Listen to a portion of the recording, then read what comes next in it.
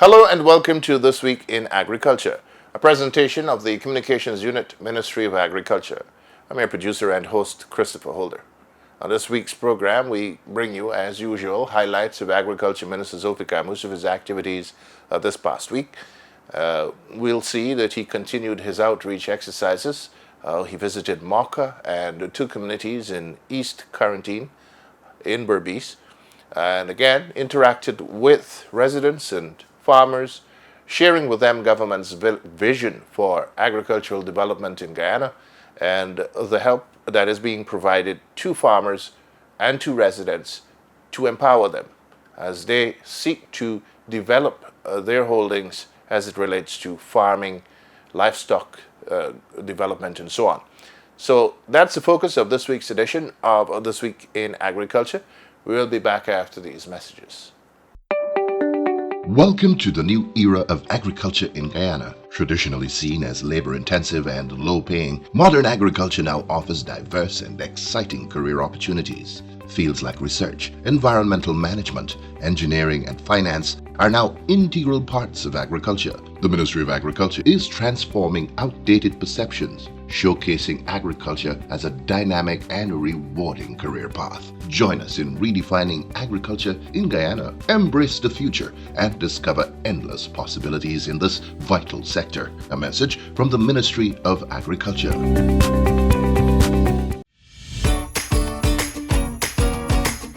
In August of 2020, the PPPC government took office with a promise to transform Guyana. Today, we are delivering on that promise. With a historic investment of $33.5 billion in drainage and irrigation, we've strengthened our nation's agricultural backbone. Over $31.9 billion was dedicated to the National Drainage and Irrigation Authority, ensuring that our lands are protected and productive. The Mahika-Maikoni Abari Agricultural Development Authority received $657 million, while the Flood Risk Project was allocated $1 billion. 7 new pump stations have been constructed, with 11 more underway and 2 at the procurement stage, safeguarding our farms and communities. We've paved the way for prosperity for our farmers, building over 97 kilometers of farm-to-market roads with a $1 billion investment. These roads are more than just infrastructure. They are pathways to a brighter future. To bolster capacity, the NDIA has procured 108 pieces of heavy-duty equipment, while the MMA has added 7 more to its fleet. These powerful machines, valued at billions, are revolutionizing our drainage and irrigation systems, ensuring our farmlands thrive. Under previous administrations, farmers faced uncertainty as their land leases were revoked, but the PPPC government stands with our farmers. In 2022, we distributed 128 leases, followed by another 100 in 2023. This year, we've already distributed 30 leases, with more to come. In Region 5, we've invested in drainage and irrigation works, benefiting 30,000 acres of agricultural land. In Upper and Lower Pomeroon, $1.8 billion has been spent to provide irrigation for over 500 farmers and 20,000 acres of farmland. Even in the remote regions, we are making a difference. A $62.1 million rainwater harvesting project in Deep South Rupununi is benefiting over 800 farmers across 20 villages, ensuring sustainable farming for generations to come. From the coastal plains to the interior villages, the PPPC government is working tirelessly to build a stronger, more prosperous Guyana. Together, we are paving the way to a brighter future. A message from the Government of Guyana through the Ministry of Agriculture.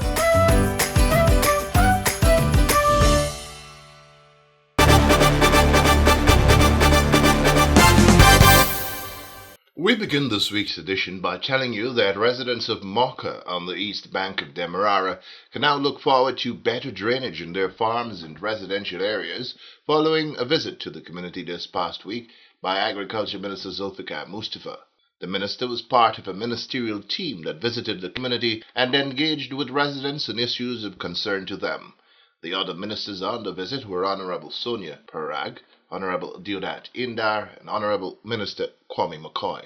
Following representation from the community, Minister Mustafa committed to upgrading the drainage and irrigation systems in both farms and residential areas. These works, he assured, will be done with the help of residents from the area. A 40 cubic water pump is also to be installed in the community shortly, in fulfillment of a commitment made to the residents by His Excellency President Dr. Irfan Ali. During his interaction with the residents of Mauca, Minister Mustafa said government is committed to the development of agriculture in all of its forms across the length and breadth of Guyana. Without exception, he stressed that a critical part of the development plan is direct assistance to farmers and farmers' groups, ensuring that resources are made available free of cost and in an equitable fashion, Mauca included. Would have received the Black Giant board in the Black Giant program that we started. We gave breeding rams, we gave also the swine program that we have, a number of pigs we would have given to farmers in this community. So this is one of the areas that are receiving a fair share of help, but we will continue to work with you all like all the areas in this country. So we are here this afternoon after that visit to Vice President Jack Dale. He sent us here. We have a number of councillors too with us, town councillors who are here, and you know they are fighting a battle now with the town council too to safeguard public funds. So they are here. We have Don Singh, we have Alfonso, we have Stephen Jacob. You want to miss out anybody? So 3 councillors, and we have a number of other persons who are working in various government agencies making representation for people. But this afternoon we can walk around. We'll continue. We have 2 machines from the DNI program that are in here. One is presently done. That will be fixed by the end of this week. And when the president came here, he promised Mauca a permanent pump. Now we have procured that pump, and the pump is on its way coming. And when that pump comes in another month time, you'll have a permanent pump in Mauca so that your problem will resolve. Also, just now, some farmers we have built in conjunction with the Ministry of Local Government. We built about 100 tractor pumps. Now, a farmer just asked there that we should give one to Mauca. I instructed Lionel will give a pump within a week. You'll have a tractor pump placed in this area too, so that it will drain the area. So you'll see the resources we are making available, and we are continuing to work. You know, agriculture is an important sector. I'm not being prejudiced here from my colleagues then, but you know, agriculture, we put in a lot of effort because we want to be food secure. Minister and colleague ministers also had a walk through the community for a first-hand look at the issues that are affecting residents and farmers there. At the end of the engagement, Minister Mustafa gave an overview of the visit. Road, other development within the community, DNI, agriculture. So he coordinated us, and 4 of us were here, myself, Minister Sonia, Indar, and Kwang. Now as I'm coming up here to look at the drainage situation and how we can correct the situation in drainage. Mr. Indar and another team is up there looking at the road. There are a number of roads that will continue, another 7 roads that will continue in Mauca, Barnwell area. Here we will do a number of canals, all the 4 foot, all the 12 foot, we will give the residents a contract to execute, and we will continue because we have already started the clearing of land. We have already started, a number of 27 farmers have already benefited from the clearing of land and also the lifting of their beds. We will continue to do that as a program that we have. In another month time, 40 cubic pump will be here, commitment that was made by His Excellency the President, and that will be a permanent pump in this community. So all those works that we are doing here came about because of that visit, but this is a continuation of what we started. A number of single parents and female requested livestock help. We'll be giving them Black Giant boards. We'll give them some swine farmers better breed of swine. We'll give in some sheep farmers, some black belly sheep, and those things like that. So in the whole agriculture sector, and also free planting material. By the end of this week, we'll be making roughly about 500 planting sucker and banana sucker available to the planting and banana farmers here. And we'll continue to give them other planting material. So we are working in them, and this area now has become a very productive area, and we'll continue to work with them and make it kind of interesting.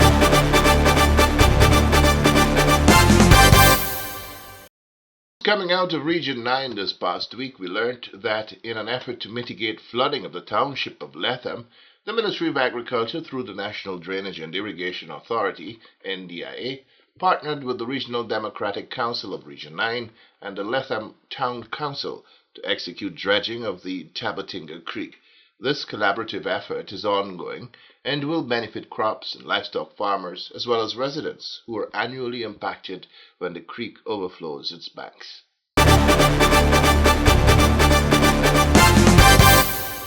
Agriculture Minister Zulfikar Mustafa this past week accompanied Housing Minister Honorable Colin Crowell to the Endrak village on the east coast of Demerara for the distribution of land titles to families there. This was in fulfillment of a commitment made by His Excellency Dr. Irfan Ali and is also in keeping with government's program to make housing more accessible to citizens.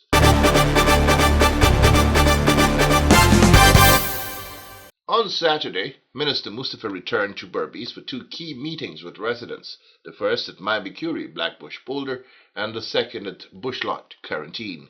At Blackbush, farmers have been assured of help in the improvement of drainage and irrigation, help with agriculture inputs, including free seedlings for a variety of crops. 6 farmers groups from the Blackbush area also received a quantity of agriculture machinery and equipment, compliments of the Ministry of Agriculture. Speaking to residents after listening to their concerns, Minister Mustafa stressed that the government of Guyana has clearly demonstrated its commitment to agriculture development in Guyana and has been working hand in hand with the nation's farmers, ensuring that they are given the help they need to grow their business. Among the interventions he mentioned was the start of construction of the Hope Light canals slated for the Quarantine. Guyana food secure.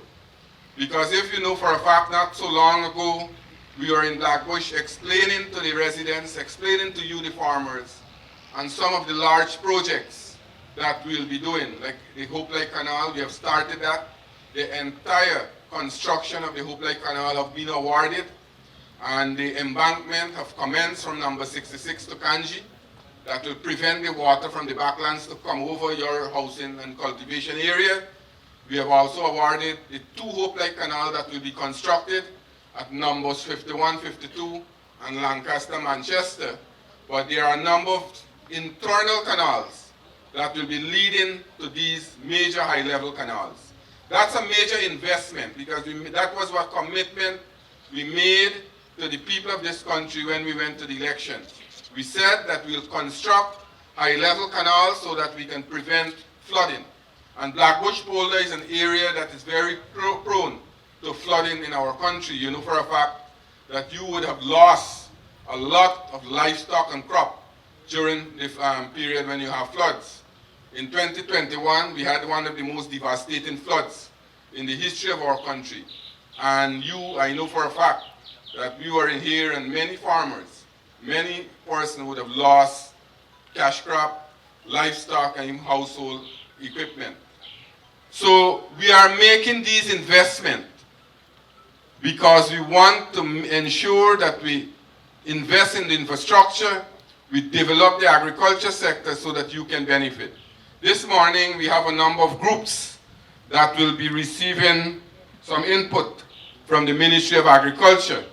Also, I want to say that what we are doing, also, we are trying to make agriculture more innovative, more modern. That is why you'll see now we are constructing a tissue culture lab. We have 11 nurseries across the country, but because of the demands that farmers want planting material, we are now constructing a tissue culture lab so that we can provide all the planting material free of cost to farmers across this country. According to Minister Mustafa, the PPPC government is one that keeps its promises no matter what. That is why you are seeing in every single sector, you are seeing improvement because we are making the improvement. Because we are making the improvement, and I have said this only yesterday at Manripo. All the promises that we have made in the manifesto, we have already delivered on that. Now we are doing new things. And your area here in Region 6, your area is slated for massive development. I have been saying this, that not only in Georgetown and Region 3, But in every single region, right at Palmyra is an entire network of development taking place. We'll have a port facility at Palmyra where a large ship will be docked. We are now building a stadium there. Call centers being built there. Hotels are constructing there. So that area will become a hive of activity in the Palmyra area. So you in Region 6 will have a lot of opportunities. A lot of opportunities so that your children can have more jobs. You can have better paying jobs. You know, then you only have to go and plant rice and cash crop. But what we are doing, we want to make it more modern. That is why we are doing shade house programs. We are doing hydroponics. We are now bringing the drones so that whilst you used to get 20 and 30 person working in one area, we can reduce that to 2 and 3 person when we modernize it. So those are the kind of investment that we are making in the agriculture sector. And you must be appreciative. We want to form that partnership with you. The Agriculture Minister warned that now that elections are set for next year, there will be many false prophets spreading disunity and distress in the communities across the country. And you'll see from now you'll see a lot of people coming around who never do anything for you. They will coming around making promises. Making promises. We must be very careful how we treat these people. Because sometimes we just be carried away when they come and talk sweet talks with us. I know for a fact, and I have been coming to this polder for a very long time, I know for a fact that we have been here with you during the bad times, we have been here with you during the good times, and we will be here with you every time. We will continue to be here with you to hear what are some of the issues. We might have local issues we might have affecting you, but we have to deal with it, we have to discuss it, and get the matter resolved. So this morning, I am happy to say that we have 6 groups that will receive farming equipment. You have 2 from Mybe Curie, 2 from Leslie Holden, Johanna, Yakosari. You have the Mybe Curie Primary School and the Mybe Curie Secondary School. And they will receive a whole set of equipment, tillers, pumps, spray cans, small equipment like cutlasses, files, shovels, hose, rake. And also what we'll be doing, we will work with farmers in this folder because we can't plant everything under the sun. We are now constructing a food hub. Guyana is poised to be the food capital of the Caribbean. Across at Bushlot Secondary, the message was the same. And there too, Minister Mustafa and team distributed agricultural inputs that included tillers, water pumps, and a range of implements.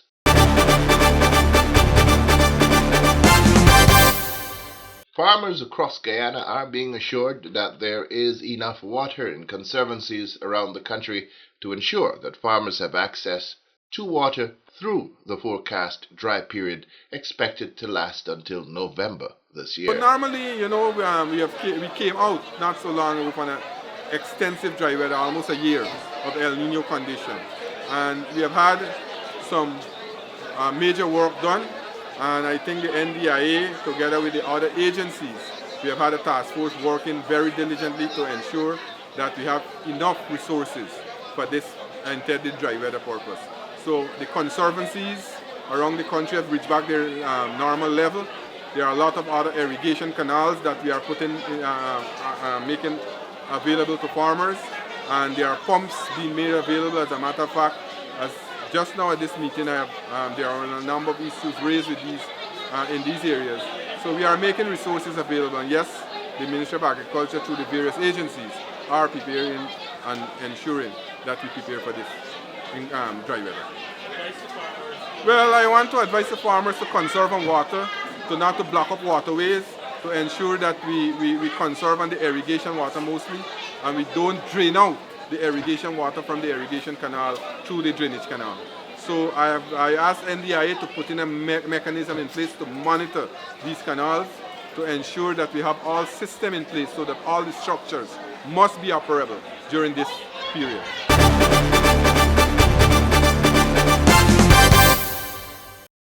You're tuned to This Week in Agriculture, a presentation of the Communications Unit, Ministry of Agriculture. On this program, we now bring you a feature, or the first half of a feature, that trains farmers on the management of the black sigatoka in bananas and plantains. What we're doing on this program now is to try to educate farmers, in addition to keep them up to date on the work of government through the Ministry of Agriculture and, of course, the Minister of Agriculture. So, the focus this week in our little first part of a program that focused on management of black sigatoka, we hope you learned something from this.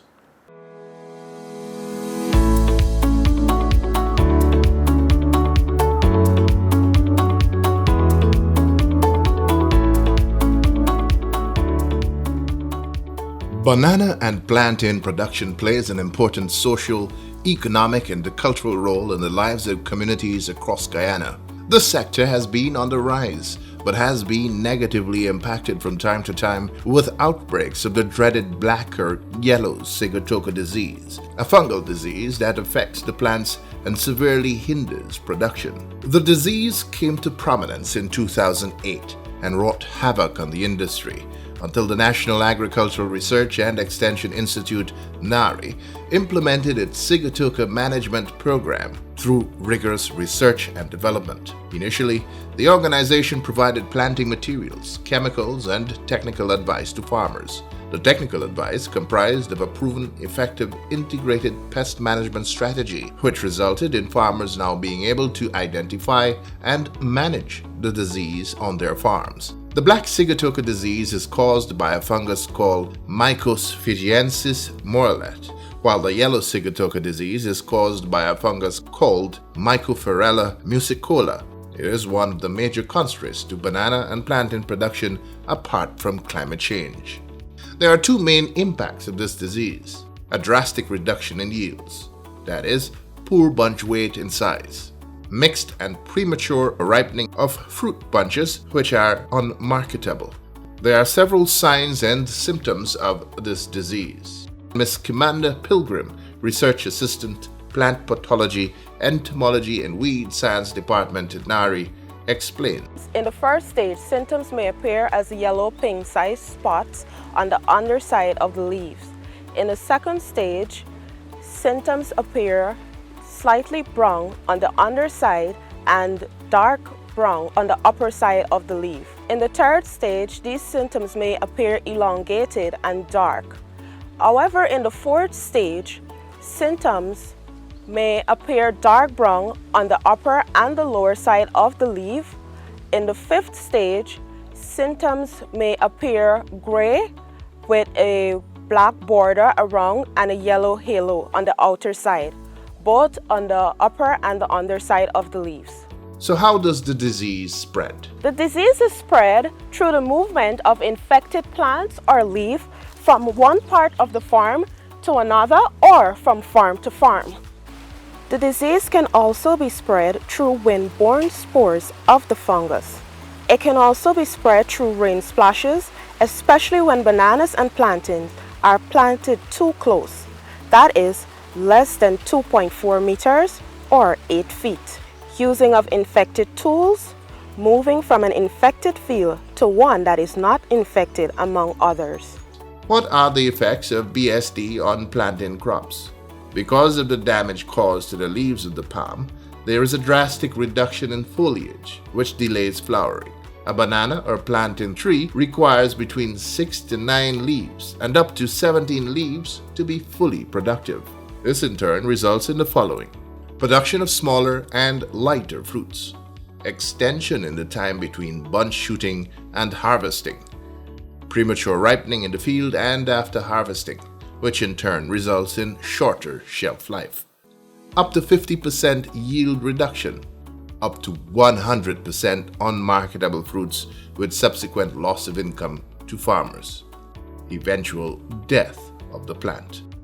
The strategies employed to manage the incidences of black sigatoka disease across all regions of Guyana utilizes an integrated approach with cultural control and chemical control. In cultural control, These strategies are geared towards reducing the humidity in the plantation, reducing the time that the leaves are wet where the spores can germinate and infect the plant, and breaking the cycle of the infection. However, good agricultural practices, preventive or curative, are essential to reduce pest pressure. Chemical treatments only act effectively on the young stages of development. Prior to planting, it is imperative to note that soil health through soil analysis is important. Now, farmers should follow all the recommended fertilizer rate, timings, and dosage. Choose well-drained areas for planting to avoid moist and wet condition, which favors the disease.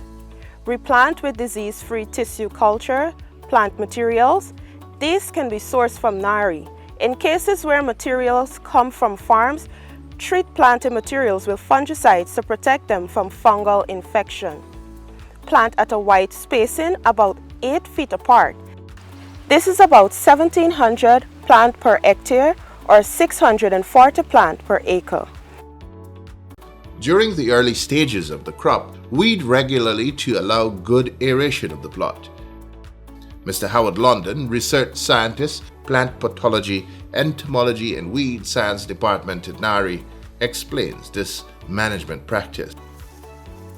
While managing black or yellow Zygotocca disease, it's important to properly manage weed. Weeds rob plants of nutrients.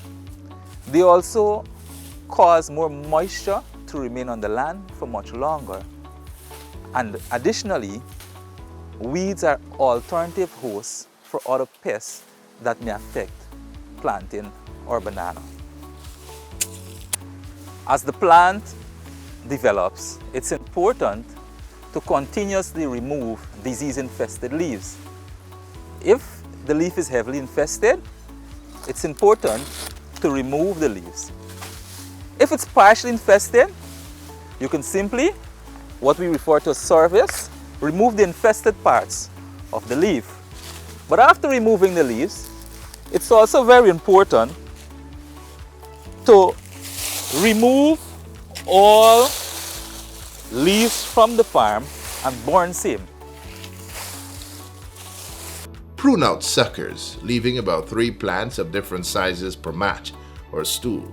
These should be the mother with fruit, a sucker about to flower, 1 small sucker. After harvest, collect infected leaves from the mother plant left after harvest. Replant with tolerant varieties, that is, tissue cultured varieties produced at NARI. The disease can be managed by the application of a combination of protectant, contact, copper, and systemic fungicides on a rotational basis, which should be applied post-cultural practices like leaf pruning. It is important to rotate the fungicides in the different groups to prevent the buildup of resistant strains of the fungus every 3 weeks to a month. No more than 2 applications of the same systemic fungicide should be made before changing to another group. Furthermore, recent research has shown that those chemicals are effective in managing the disease when used appropriately. The chemicals published are all authorized by the Pesticides and Toxic Chemicals Control Board, inclusive of its mode of action. The recommended chemicals are Victory at 50 grams per 20 liters of water, Glory at 80 grams per 20 liter, Carbendazim 10 teaspoons per 20 liter water, Extrata Gold at 24 mL per 20 liter water. Ensure thorough coverage while applying chemicals. And finally, employ a scheduled fungicidal program, especially if the disease is known to be present in close proximity to your farm. Spray using a mist blower in the early hours of the day, ensuring that the leaves are properly drenched with the fungicide. For maximum effect, use a sticker with every application. For more information or help in the management of black Zygotocca, contact the nearest NARI Extension officer in your region. Well, that's all the time we have on this week's edition of This Week in Agriculture, a presentation of the Communications Unit, Ministry of Agriculture. Until next time then, I'm Christopher Holder. On behalf of the entire production team saying so long, see you around.